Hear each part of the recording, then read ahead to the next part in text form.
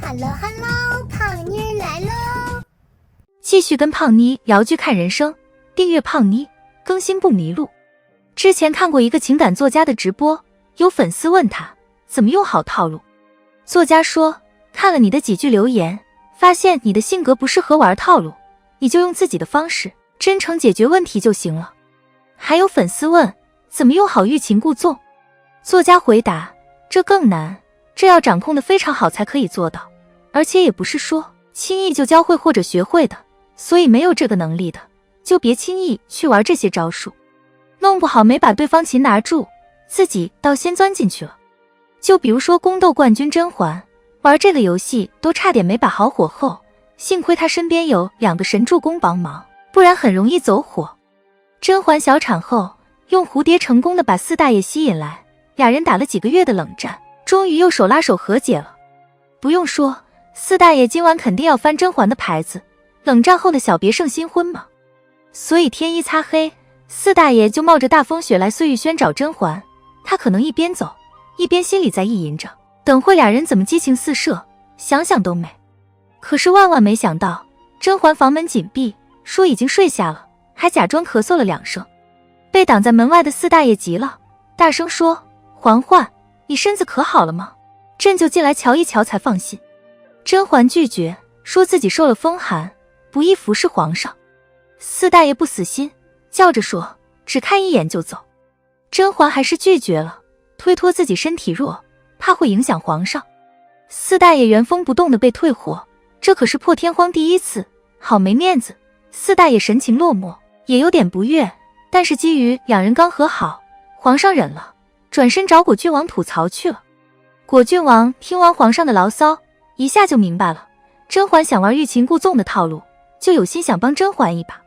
所以果郡王故意说，看来婉嫔的蝴蝶飞进皇兄的心里去了。果郡王为什么要提甄嬛用蝴蝶引来皇上这件事呢？因为明眼人一看就知道，这是甄嬛玩的把术，目的是向皇上低头求和。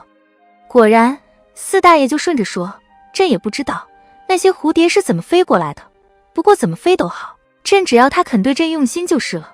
你不知道婉嫔性子有多倔，为了朕不肯严惩年妃，他就能好几个月避着朕不见朕。果郡王劝他，皇兄既然这么喜欢婉嫔，而且婉嫔又对皇兄有心结，所谓心结究竟不是1天2天能解决的事，皇兄何不妨稍作迁就呢？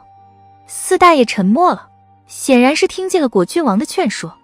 胖妮在想，如果当晚四大爷去找其他人，比如皇后或是安陵容，那就糟了，他们肯定会隐晦暗示，或者想法子煽风点火，说甄嬛的不是。四大爷又是很容易在乎外界风评的，说不定会恼火，被甄嬛退货差评这件事。但是经过果郡王一分析，四大爷觉得很有理，就决定陪着甄嬛玩一玩。果郡王是甄嬛玩欲擒故纵成功路上的第1个神助攻，第2个神助攻是崔槿汐。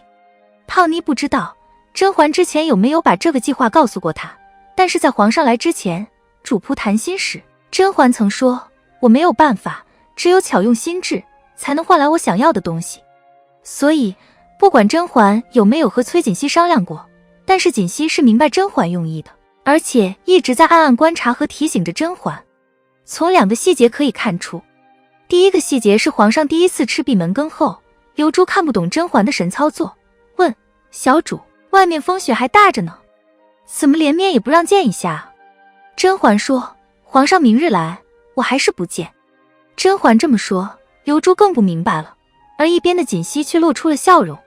甄嬛和槿汐虽然是主仆，但甄嬛更愿意把她视为良师益友，很多的心思她不同刘珠浣碧讲，却会说给槿汐听，因为槿汐总会给她指明方向，拨去心中迷雾。所以甄嬛的第1次对四大爷的欲擒故纵，槿汐是赞许的。第2个细节是，在甄嬛又一次拒绝四大爷的时候，刘珠急得不行了，瞪大眼睛说，小主，都3、4天了，小主还赶皇上走，外面流言可多得很呢。甄嬛不以为然，流言再多又如何？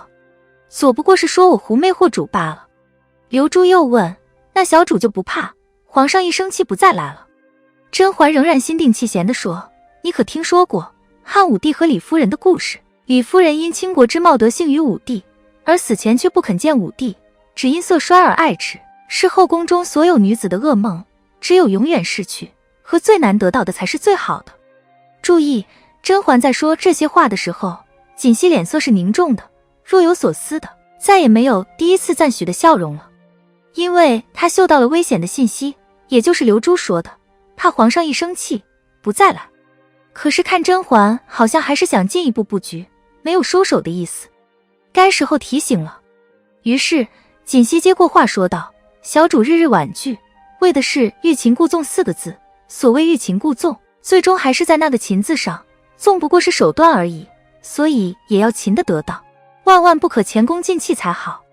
甄嬛在听到纵不过是手段而已时，收拾棋盘的手一下停在空中，显然是经过锦汐提醒有种顿悟的感觉。她听懂了锦汐的用意。第3次四大爷来时，甄嬛很快就向对方示好，不玩花招了。胖妮初看《甄嬛传》的时候，看到这场景，真的是惊叹甄嬛驾驭男人好有手段，弹幕上也是满屏的夸赞甄嬛会玩套路。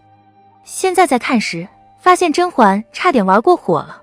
如果先前没有果郡王给四大爷灭火，后来没有锦汐及时提点，很有可能就是如刘珠担心的那样，皇上一生气，不鸟你，不陪你玩了，那可真是要见鬼了。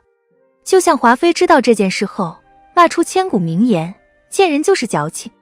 果然就像那情感作家所说的那样，如果没有把握和掌控全局的能力，不要轻易玩欲擒故纵这种套路。纵然像甄嬛这样心思缜密和能力非凡的人，都会有疏忽，套在局中看不明白的时候，更不要说常人了。从这个事件中还可看出团队默契合作的重要性，对人靠谱优秀，领导反听内事，真是不想赢都难。好了，本期的影片就到这里，喜欢胖妮辛苦给影片点赞，订阅胖妮，下期更精彩。